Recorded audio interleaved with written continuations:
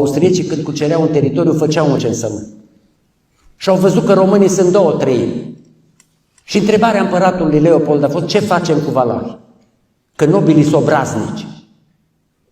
Și atunci călugării iezuiți, care erau obișnuiți cu treburile astea, i-au spus împăratului: am putea face ceva.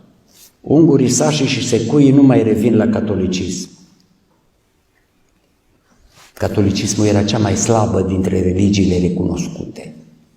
Ungurii erau majoritatea calvini, sașii erau luterani și secuii o parte rămăseseră catolici, o parte unitarieni. Și dintre unguri, unitarienii sunt cei care nu mai cred nici în Sfânta Treime, nici în divinitatea Mântuitorului și așa mai departe. Ce facem atunci? Păi atunci îi atragem pe români. Cum? Păi dacă sunt cei mai amărâți, le promitem că le dăm drepturi. Și așa s-a făcut unirea cu Biserica Romei. Brașovenii, încăpățânați, cum scriu documentele, n-au acceptat. Ei erau obișnuiți că înainte sașii, într-o zi, în Biserica Sfântul Nicolae le-au introdus bănci. După cum e la ei felul de a sta. Cronicarul Vasilie povestește, în cronica asta a lui protopopul Vasile. Le-au introdus bănci și într-o noapte au venit gocimanii, adică Gottesmänner din limba germană, adică epitropii, nu? Bisericii, Consiliul Laic al Bisericii. Au venit și au scos toate băncile și le-au dat foc.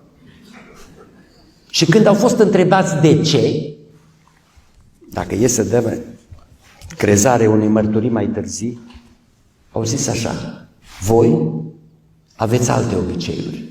Noi nu venim să vi le scoatem. Dar dacă voi, înaintea Domnului, stați în fund așezați, e treaba voastră.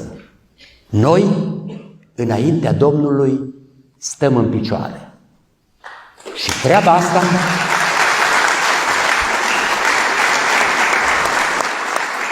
acum, sigur, dumneavoastră știți că și în bisericile noastre răsăritene, pentru bătrâni, pentru copii, mai sunt niște bănci pe margine. Și acum, în unele dintre ele, să știți că nici ierarhia ortodoxă nu interzice băncile. Și părintele Olteanu a văzut, și părintele, că în unele biserici s-au introdus chiar locuri de șezut pentru aproape toată lumea. Scaune, nu e o interzicere. La noi obiceiul vine de demult.